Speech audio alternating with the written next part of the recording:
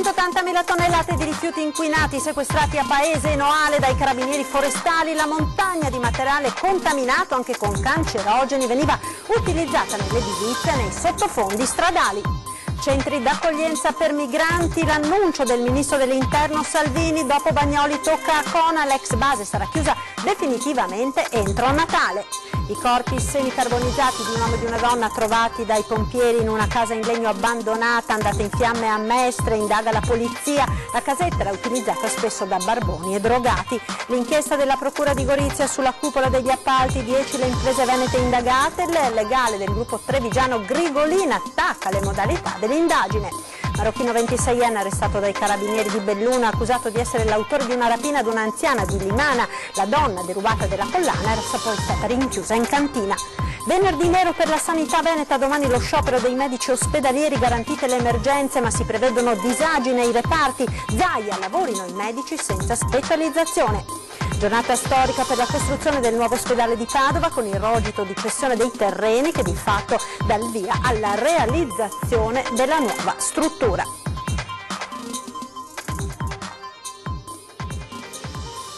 Buonasera e ben ritrovati con l'edizione del Veneto dei nostri telegiornali. In primo piano la cronaca con il maxi sequestro da parte dei carabinieri forestali che hanno sequestrato 280.000 tonnellate di rifiuti inquinati tra Paese e Noale. Sentiamo.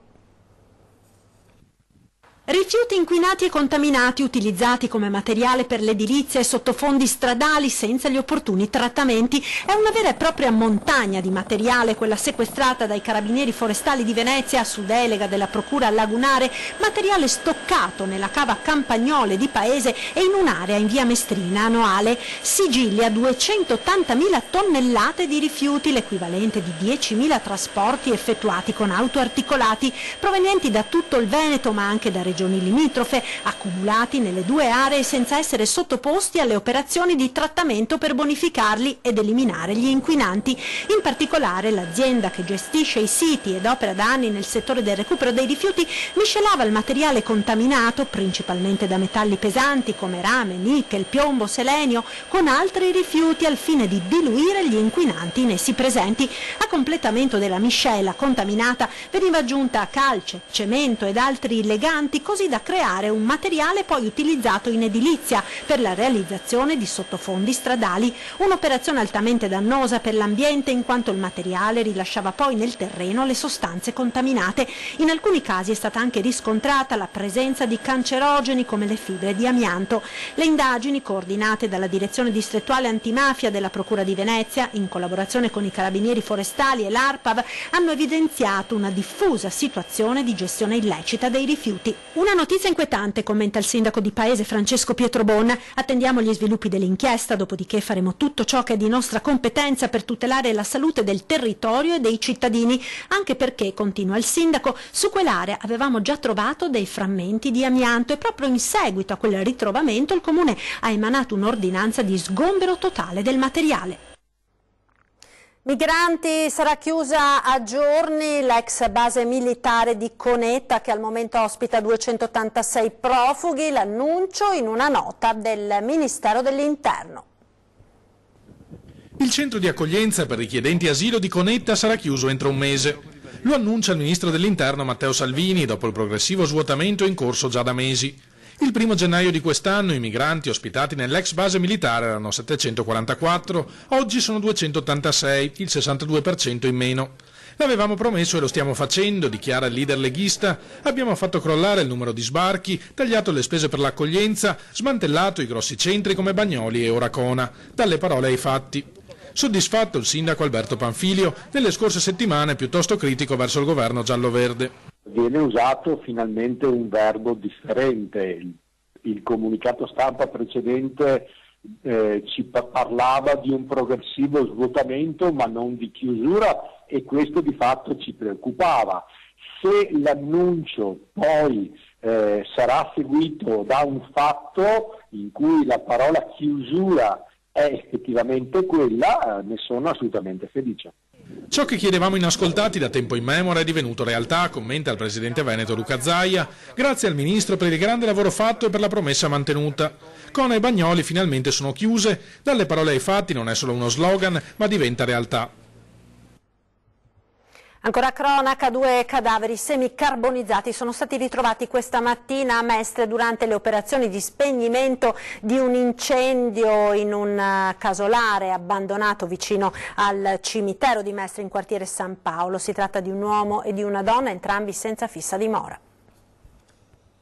Potrebbero avere cercato rifugio in quella costruzione per ripararsi dalla pioggia, ma l'accensione di un braciere per scaldare quel locale si sarebbe rivelata fatale. È da ricondurre con molta probabilità ad una causa accidentale, la morte di una coppia, un uomo e una donna, i cui corpi sono stati ritrovati semicarbonizzati al termine delle operazioni di spegnimento di un incendio che ha distrutto nella notte una costruzione annessa alla sede di un'associazione di volontariato nel quartiere San Paolo a Mestre. Una volta domate le fiamme, i vigili del fuoco hanno fatto la macabra scoperta. Stiamo ancora ricostruendo le dinamiche di un fatto molto grave, molto preoccupante e stiamo cercando di capire da quello che abbiamo trovato, che è andato un po' tutto distrutto, come può essere successo. L'allarme è scattato poco prima delle 4 quando è stato segnalato un incendio in via da Verrazzano, la sala operativa dei vigili del fuoco. I pompieri si sono recati sul posto con 4 automezzi e 12 uomini e hanno iniziato le operazioni di spegnimento dell'edificio principale di circa 200 metri quadrati e della casetta in legno. Solo una volta domate le fiamme, le squadre sono entrate nella costruzione più piccola trovando i 2 cadaveri. Riteniamo che siano i corpi di un uomo e di una donna, non abbiamo trovato ancora indizi sulla loro identità, è un'attività che richiederà molto tempo. Esclusa l'ipotesi della morte violenta. Secondo indiscrezioni l'uomo potrebbe essere di nazionalità tunisina, italiana invece la donna, entrambi senza fissa dimora e probabilmente noti per il consumo di stupefacenti.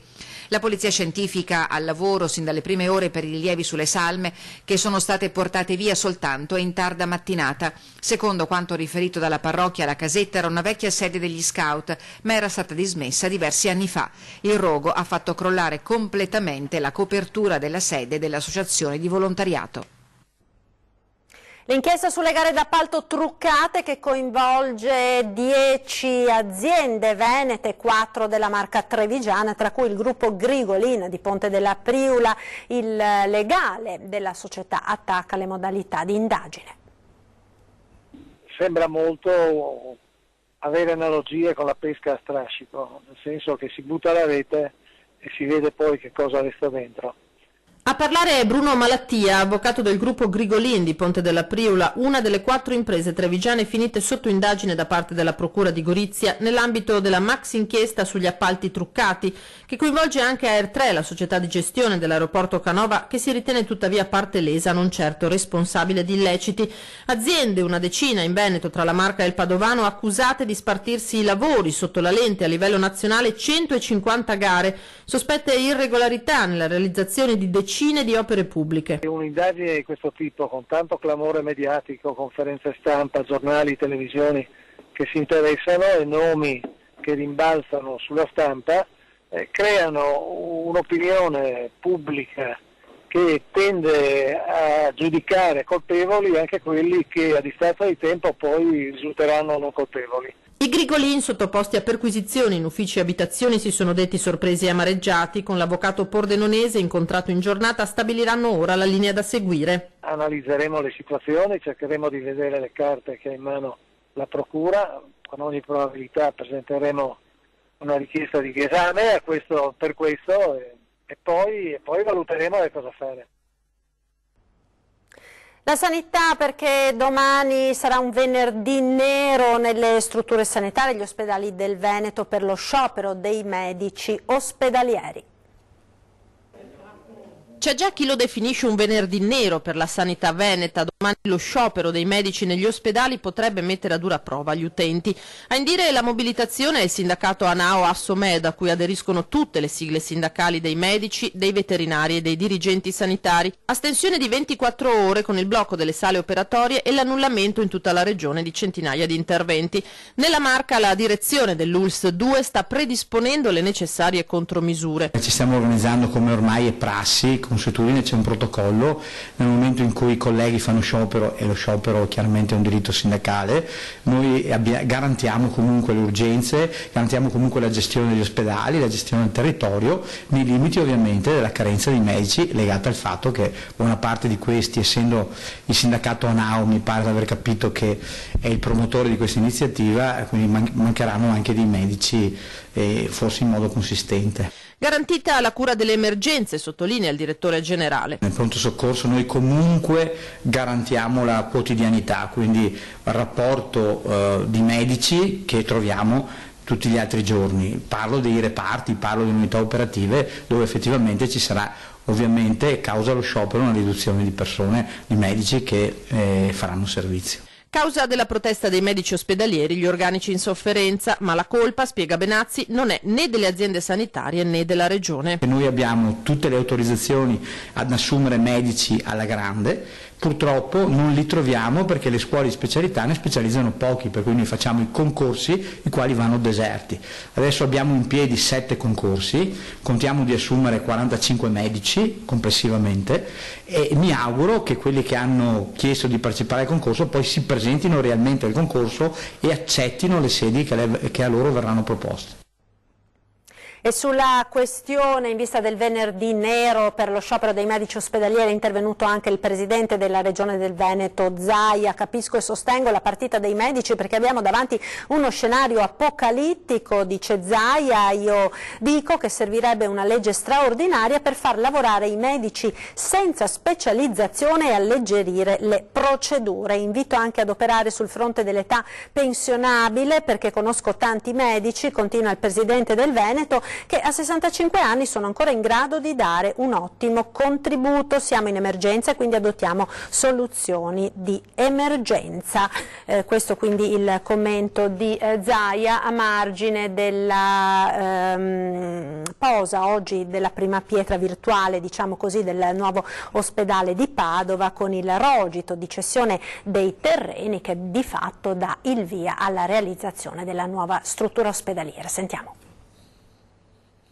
Abbiamo l'area, è nostra a tutti gli effetti, firma dell'atto notarile, il che significa che da questo momento siamo legittimati a investire, a progettare, a dare incarichi, a istruire la gara, il bando di gara e quindi bandire la gara per realizzare il nuovo ospedale policlinico universitario di Padova.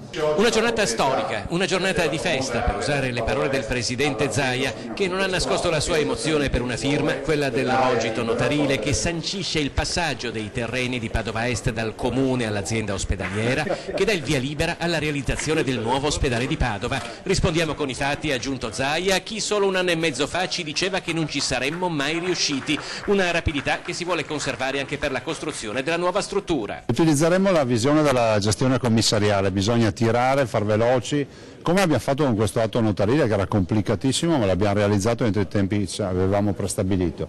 Direi che è fondamentale puntare alle economie di scala e velocizzare le procedure. Se abbiamo il comune, e non ho motivo di pensare altrimenti, al nostro fianco sulle varianti urbanistiche possiamo correre molto velocemente. L'area dove sorgerà il nuovo ospedale è di circa una quarantina di ettari interamente dedicabili alle nuove edificazioni. Oltre alla nuova struttura sarà anche mantenuto e ammodernato l'ospedale presente in centro. È un momento che i padovani attendevano da tempo, una richiesta alla quale avevamo dato puntualmente voce attraverso i nostri microfoni, di una struttura più facilmente raggiungibile e funzionale. Dietro la partita dell'ospedale di Padova c'è l'interesse della comunità e di essere curata bene. Siamo i primi per la sanità, non potevamo perdere questo primato. Stiamo realizzando un policlinico universitario di standing internazionale che fra l'altro ha come punto d'appoggio l'Università di Padova, la cui facoltà di medicina è nota a livello mondiale. E quindi è un intervento culturale di promozione della sanità e della ricerca a livello internazionale.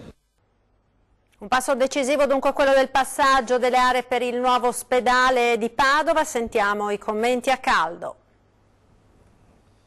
Diciamo che noi nel nostro ospedale che abbiamo oggi continueremo a starci per i prossimi 10 anni verosimilmente e in base all'accordo anche dopo. Quindi ci sarà attenzione nel mantenere l'attuale ospedale allineato sulle tecnologie, su un livello di comfort compatibile con la struttura che abbiamo e soprattutto su interventi che garantiscono la sicurezza dei pazienti e degli operatori. La strada è lunga, ma oggi a Venezia c'è soddisfazione. Quello che può sembrare solo un freddo gesto notarile rappresenta per tutta la comunità padovana un enorme passo in avanti.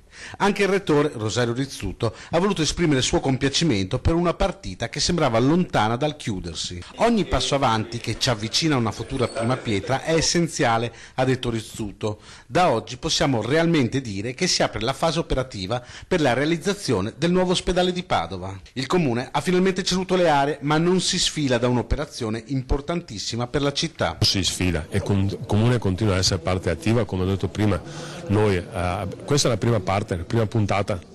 Abbiamo fatto finalmente una cosa storica, abbiamo ceduto le aree in maniera tale che la Regione possa programmare il nuovo ospedale.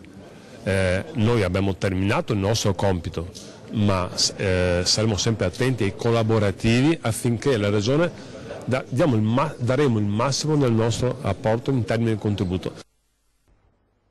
Ed ora una pagina dedicata al maltempo che ha colpito il Veneto ai primi di novembre. Abbiamo detto che non avremmo lasciato solo il Veneto e le altre regioni colpite dal maltempo e siamo stati di parola. Oggi infatti abbiamo inserito nel decreto fiscale un fondo di 525 milioni per le alluvioni, le calamità naturali ed il dissesto idrogeologico. Lo dichiara Massimo Bitonci, sottosegretario all'economia, che ha seguito il provvedimento. Il fondo, istituito presso il Ministero dell'Economia, prevede una dotazione iniziale di 474 milioni di euro per il 2019 e 50 milioni di euro per il 2020. L'iter di assegnazione prevede che entro il 31 gennaio del 2019 verranno individuati gli enti destinatari, le risorse per ciascun settore, i comparti, i criteri di reparto e gli importi da destinare a ciascun beneficiario. E sulla questione del maltempo continua anche la stima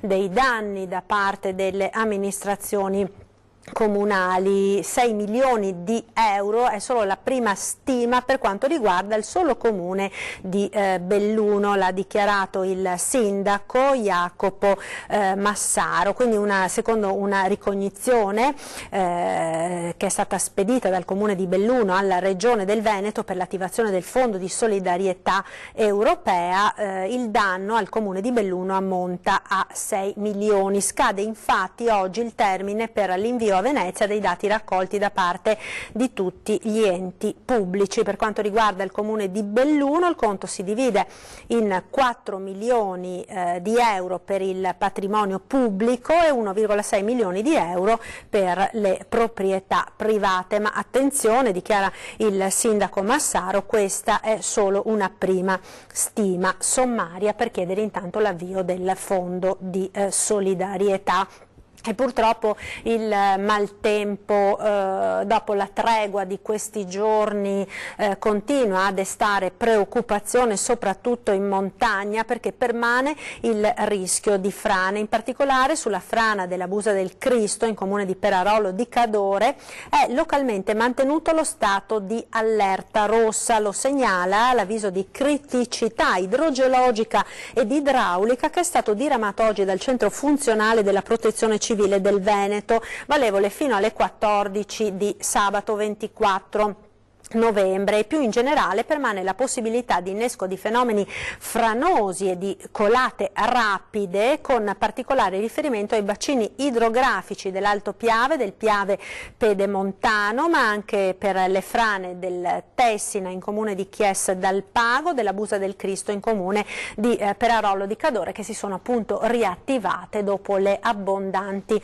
precipitazioni dei giorni scorsi. Le previsioni meteo infatti indicano ancora piogge che potrebbero essere abbondanti tra venerdì pomeriggio e sabato mattina, in particolare nell'area montana, e quindi l'allerta cesserà entro sabato pomeriggio, sera. Ci spostiamo ora nel Vicentino, vertice in prefettura tra le istituzioni per affrontare il caso della Miteni. Sentiamo. Caso Miteni, vertice in prefettura. Attorno al tavolo del rappresentante del governo si siedono Regione Veneto, Provincia di Vicenza, Comune di Trissino, ARPAV, Spisal, Ulsotto e Ispettorato del Lavoro. C'è anche l'ingegner Fabio Dattilo, appena nominato comandante del Corpo Nazionale dei Vigili del Fuoco. In relazione al cronoprogramma, le parti concordano ulteriori approfondimenti tecnici ai fini della messa in sicurezza e della bonifica degli impianti. Sono stati anche valutati i problemi occupazionali, per cui la Regione, d'intesa con il curatore, si è già attivata col Ministero del Lavoro per individuare gli strumenti di sostegno al reddito nei confronti dei lavoratori. Linea alla regia ora per la pubblicità, tra poco.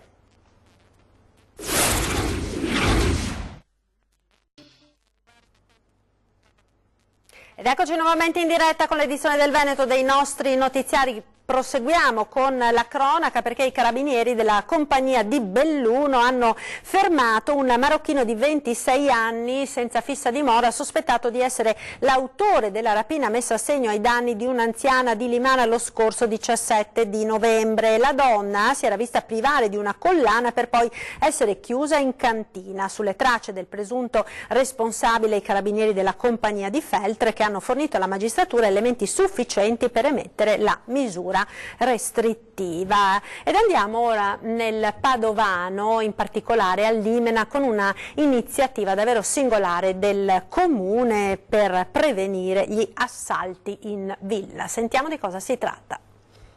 Cosa sono questi oggetti, Chia Sultano? Questi oggetti sono oggetti di uso comune che troviamo all'interno di ogni abitazione e purtroppo sono i responsabili del 90% dei femminicidi. Oggetti di uso quotidiano che rappresentano anche lo spunto utilizzato dal comune di Limena per insegnare alle donne a difendersi, oltre che con un corso di arti marziali, anche con quanto trovano in casa per contrastare una rapina nella propria abitazione. Per rendere più verosimili le lezioni di difesa abitativa verranno ricreate le situazioni di pericolo. Chiamiamola palestra, è un'abitazione che ci è stata concessa a titolo gratuito da un cittadino, sono circa 400 metri quadri, dove appunto insegneremo alle donne a difendersi da qualcuno che sta cercando di o che si è già introdotto all'interno dell'abitazione. Comunque non passa il giorno dove purtroppo nei mass media si è data notizia di ladri che entrano di notte nelle abitazioni o di persone addirittura che vengono attese fuori dall'abitazione per essere aggredite. L'appuntamento con la presentazione del corso di difesa personale per signore, che è gratuito, è per la sera del 30 novembre in comune. Dove faremo delle intrusioni con delle persone, le donne saranno dentro in casa e faremo l'intrusione e gli insegneremo come gestire o come comunque prevenire un'intrusione. E se l'intrusione, una volta che anche se uno la previene, avviene, praticamente come gestirla o come cercare di comportarsi. Dimentichiamoci le reazioni da film, dicono gli istruttori, e ricordiamoci che la prima cosa da fare è allertare le forze dell'ordine, ma naturalmente ci sono anche altre cose da sapere. Normalmente se non hai una preparazione è sempre meglio assecondare, ma anche se hai la preparazione stessa all'inizio devi fingere di essere succube e di avere un po' di paura, in modo da allentare quella che è la tensione dell'aggressore. Ed è tutto per questa edizione, vi ringrazio per essere stati con noi. In chiusura, come sempre, le previsioni del tempo. Vi ricordo subito dopo TG l'appuntamento con 20:10, ospite questa sera Lavinia Colonna Preti, assessore alla cultura del Comune di Treviso, che ci parlerà delle iniziative del Natale. È tutto dunque, il meteo. Arrivederci.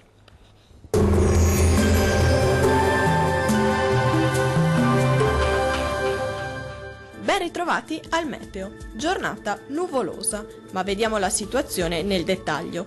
Sul Veneto al mattino cielo irregolarmente nuvoloso ovunque. Nel pomeriggio probabilità di precipitazioni alta con un cielo nuvoloso. Temperature minime tra i 6 e 8 gradi. Valori massimi oscillanti invece tra i 10 e 12 gradi circa. Vediamo ora che tempo farà sul Friuli Venezia Giulia.